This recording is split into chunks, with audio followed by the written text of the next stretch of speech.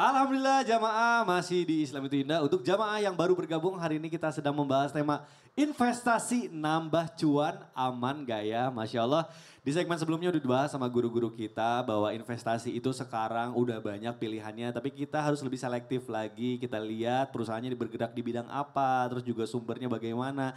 Apakah merusak lingkungan atau enggak. Masya Allah. Nah biar lebih jelas ikutin terus ya jamaah. Sekarang saya mau ajak dulu jamaah untuk nonton. Ini ada tayangan mengenai rekor harga Bitcoin tembus 90.000 dolar Amerika. Waduh Masya Allah, yuk kita saksikan sama-sama. Silakan. Berdasarkan data Coin Market Apps, harga Bitcoin bahkan sempat menyentuh level tertinggi 93.400 dolar Amerika sejak pemilihan Presiden Amerika Serikat pada 5 November yang lalu yang berujung pada kemenangan Donald Trump. Bitcoin terus menunjukkan kenaikan yang signifikan.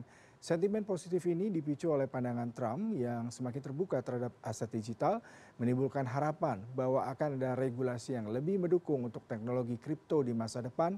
Antusiasme para trader dalam menyambut Trump telah mendorong lonjakan Bitcoin sebesar 30% hanya dalam satu pekan terakhir. Wow, Masya Allah. Nah Prof, ini nih kadang anak muda atau Gen Z sekarang ini jarang nih yang masih melakukan investasi konvensional kayak emas. Nah sekarang lebih ramai kalau Gen Z itu Bitcoin atau kripto. Nah pertanyaannya tuh Prof, sebenarnya kalau dalam hukum Islam investasi ini sebenarnya aman, halal, membuat kita rugi atau gimana sih, kan bisa juga dibilangnya kayak goror gitu ya, kayak masih abu-abu gitu. Nah sebenarnya boleh nggak sih, terus gimana caranya supaya kita bijak dalam memilih investasi ini? Mohon penjelasannya Prof, silakan. Baik, bismillahirrahmanirrahim, Bapak-bapak dan Ibu-ibu terutama yang ada di studio dan di rumah. Mata uang itu ada 3. Ada namanya mata uang yang real, ada mata uang pemerintah, dan ada mata uang pedagang atau trader. Mata uang yang real benar-benar mata uang adalah emas. Mau perang, mau pilkadanya tidak sukses, itu tetap uang. Emas tetap uang. Yang kedua adalah mata uang pemerintah. Kita pegang uang, rupiah, dolar, atau pound sterling, itu bisa menjadi mata uang karena diakui oleh pemerintah dan dijamin. Ini uang 100.000 bisa beli barang 1, 2, 3. Jaminannya adalah pemerintah. Kalau pemerintahnya lemah atau pemerintahnya hancur seperti di Zimbabwe, mata uang itu turun. Nah yang ketiga ada mata uang di antara trader. Itu hanya dianggap mata uang di antara mereka saja. Kalau dibawa ke kampung, ke desa, itu tidak berlaku. Nah, kripto ini adalah mata uang yang jenis ketiga, yaitu berlakunya hanya di antara mereka saja. Bagaimana hukumnya? Hukumnya itu kalau menurut Majma' al-Fiqh al-Islami yang berpusat di Mekah, itu dilarang. Demikian juga ada Lajnah al-Bahsul Masail, termasuk juga Lajnah Fikih di Al-Azhar, itu juga dilarang. Termasuk juga Majelis Ulama Indonesia. Tahun 2021 itu mengeluarkan ketetapan fatwa tentang kripto. Kenapa dilarang? Pertama, dia tidak ada pemerintah yang menjamin bahwa ini bisa diterima di seluruh negara dan di seluruh tanah air Indonesia. Yang kedua, karena dia bertentangan dengan Undang-Undang Nomor 7 Tahun 2011, yaitu mata uang Republik Indonesia itu adalah rupiah. Demikian juga ada pelaturan Bank Indonesia Nomor 17 Tahun 2015, tidak boleh mempergunakan mata uang selain rupiah. Nah yang ketiga, nilainya itu selalu bervolatilitas, naik turun. Jika Elon Musk ngomong gini bisa naik, kalau ngomong gitu bisa turun. Yang keempat, ada potensi disalahgunakan untuk kejahatan, ada potensi disalahgunakan untuk menyogok pemerintah tertentu, ada juga disalahgunakan untuk transaksi narkoba. Nah demikian juga dia tidak memenuhi ketentuan namanya as-silah fi an-nuqud, yaitu dia memiliki diterimaan oleh masyarakat luas dan bisa memiliki nilai yang tetap. Kenapa demikian? Karena jikalau dibawa ke pelosok desa itu tidak semua orang menerima. Demikian juga tidak ada pemerintah yang menjaminnya. Nah karena alasan-alasan inilah baik Akademi Fikih Dunia Islam, demikian juga Al-Azhar, demikian juga Majelis Ulama Indonesia, ditambah juga Muhammadiyah dan NU itu menyatakan bahwa kripto dilarang untuk dijadikan sebagai mata uang. Nah, tetapi ada sebagian yang memperkenalkannya hanya untuk investasi. Dan dia dianggap sebagai komoditas. Nah, kita masyarakat umum bagaimana sarannya? Saran saya, kalau punya uang lebih baik investasi di dua hal. Pertama di tanah, yang kedua di emas. Kenapa? Tanah itu tidak pernah turun nilainya sampai kapanpun. Tanah itu tetap tidak kehilangan model, tidak kehilangan fashion. Nah yang kedua, terutama ibu-ibu nih, terutama juga Gen Z, milenial, kalau punya uang lebih baik simpen di emas. Baik AA, UA, teteh, semuanya suka emas. Dan emas tuh nilainya naik terus. Nah jadi jikalau kita tidak punya uang, jangan sekali-kali masuk ke kripto. Kalau seperti Joseph Stiglitz, demikian juga para pakar dunia, dia itu berbahaya kecuali orang yang siap untuk hilang. Kita kan tidak mau uang kita hilang kan. Betul. Nah jadi saran saya cukup di emas dan di tanah saja. Iya, kalau kripto itu memang fluktuatif banget ya Prof ya kalau kita lihat. Nah, anak-anak muda itu nggak sabar pengen cepet-cepet kaya. Makanya dia masuk di situ.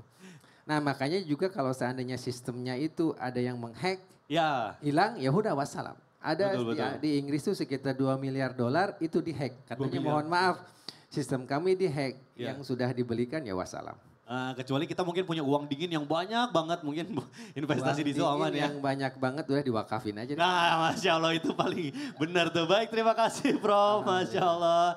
Boleh tepuk tangan dulu dong. Masya Allah ini pagi hari ini kita ngomongin uang ya. Mudah-mudahan juga Allah lancarkan rezeki kita ya. Masya Allah. Ibu-ibu mungkin mau beli tanah atau beli emas. Nah, biar dikasih rezeki sama Allah. Iya dong. Amin. Karena kita tidak boleh miskin. Betul. Nah, kalau Ustadz Maulana sudah berdiri di samping saya, saatnya kita masuk dulu ke dalam segmen Ustadz bertanya, kami menjawab. Baik. Nah, Ya. Masya Allah, tabarakallah ini jamaah semangat. Silakan. Pak. Dari mana sih Bu? Yang merah bata?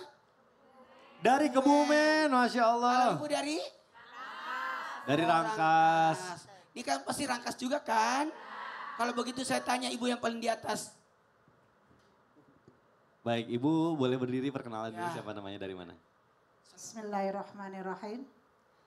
Assalamualaikum warahmatullahi wabarakatuh. Waalaikumsalam warahmatullahi wabarakatuh. Perkenalkan nama saya Ibu Nuryati dari Majelis Al-Islamiyah PKMT Kecamatan Warung Gunung, Kabupaten Lebak. Tepuk tangan dulu dong Ibu. Pertanyaan saya singkat. Tadi Prof. Antoni sudah sampaikan kita bagusnya investasi emas atau tanah. Tanah, ya. Kalau Ibu investasinya apa? Pribadi saya, emas sama tanah. Iya lihat Ustadz cincinnya, wow Masya Allah. Itu ya Bu? Saya mau kasih sampai ini. Ada investasi yang luar biasa. Mau tahu? Tahu? Investasi akhirat. Ya.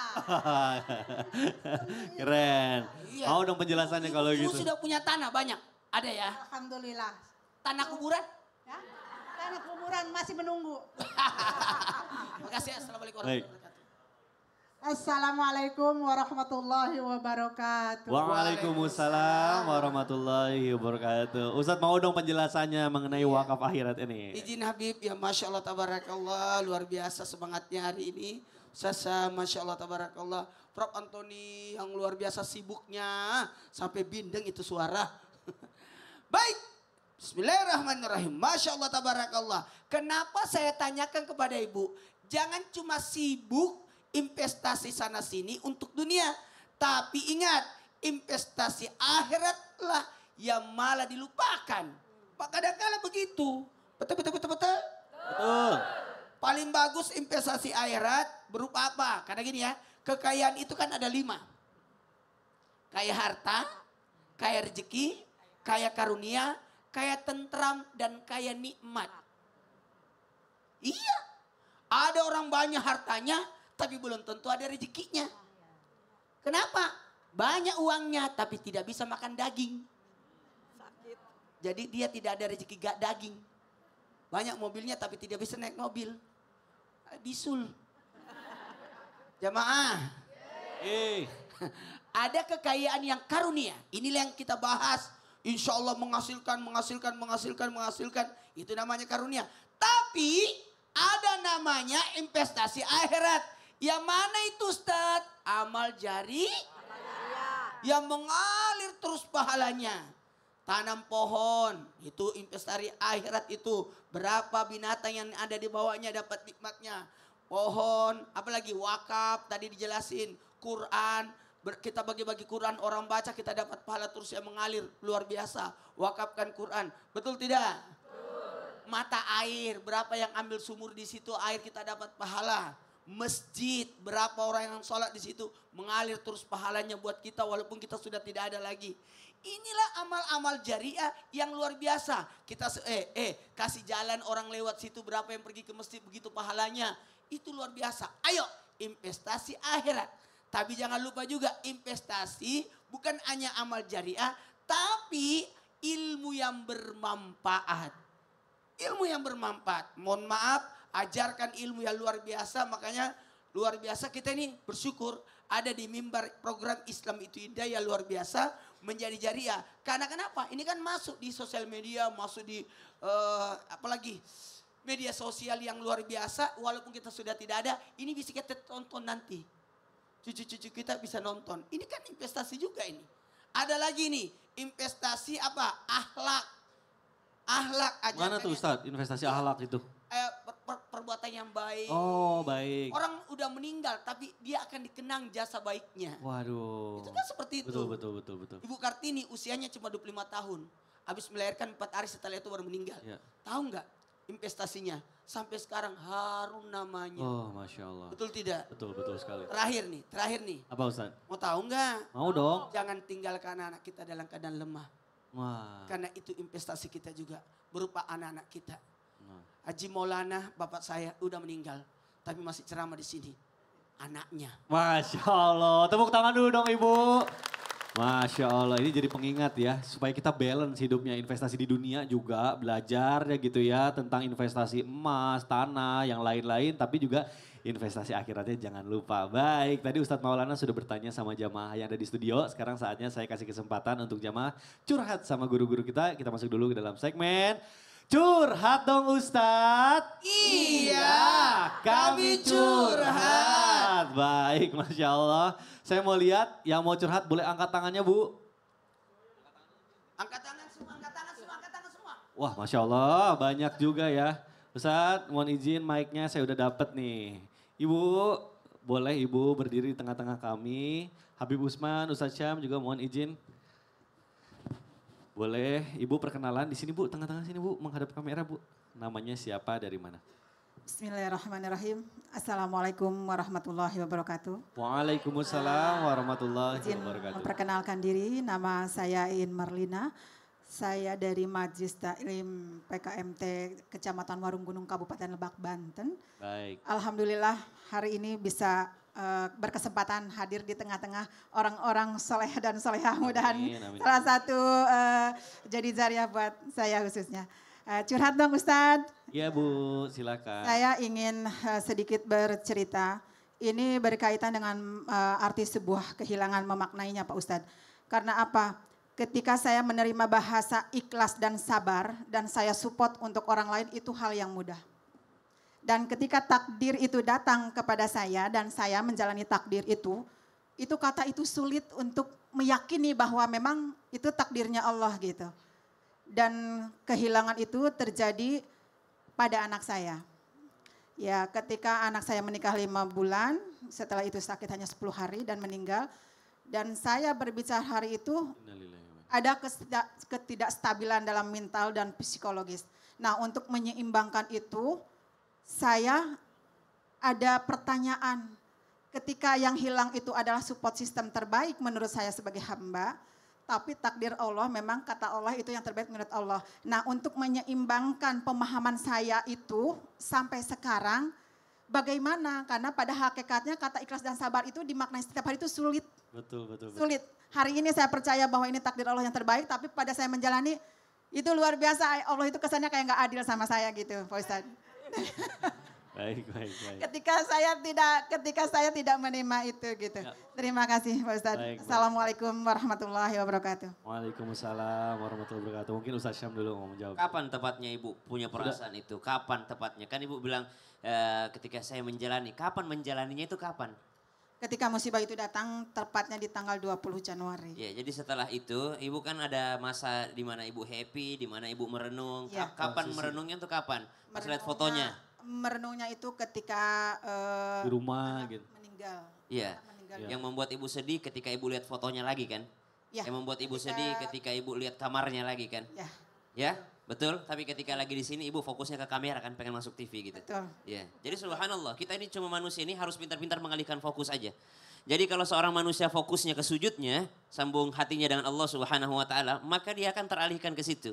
Makanya seorang sahabat Nabi ketika dikabarkan anaknya wafat, beliau langsung mengatakan inna lillahi wa inna ilaihi rajiun. Langsung fokusnya mengatakan innalillah, saya tidak punya apa-apa, semua dari Allah, semua milik Allah. Kapan orang merasa kehilangan? Ketika dia merasa memiliki. Kalau tidak merasa memiliki, tidak akan merasa kehilangan. Tukang parkir, berapa banyak mobil yang datang, tidak pernah sedih ketika mobil itu pergi. Karena dia tidak pernah merasa itu mobilnya. Mobilnya orang, subhanallah. Fokusnya dialihkan. Fokus yang dialihkan, Masya Allah. Baik, Terima kasih. Habib Usman mungkin mau menambahkan bagaimana Habib? Bu, ini kalimat ibu berbahaya. Kenapa kalimatnya berbahaya? Ibu mengatakan Allah nggak adil. Ketika kalimat itu keluar, maka Allah akan berprasangka sesuai prasangka hambanya. Innallaha inda zanni li'abdi. Allah berprasangka sesuai prasangka hambanya. Kalau misalkan hamba mengatakan bahwasanya Allah nggak adil, maka dia tidak akan diperlakukan adil oleh Allah. Kalau dia mengatakan bahwasanya ini milik Allah dan akan kembali kepada Allah. Betul.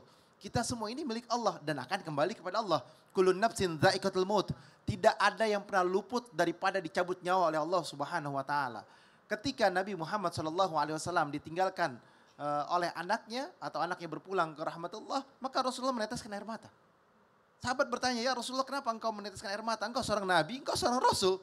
Apa jawaban Nabi Muhammad? Mata memiliki hak. Ibu juga air mata punya hak. Sedih punya hak.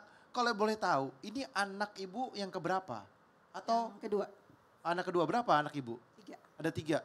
Serahkan semuanya kepada Allah dan semua akan kembali kepada Allah. Dan kita semua ini adalah milik Allah dan akan dimintai pertanggungjawaban.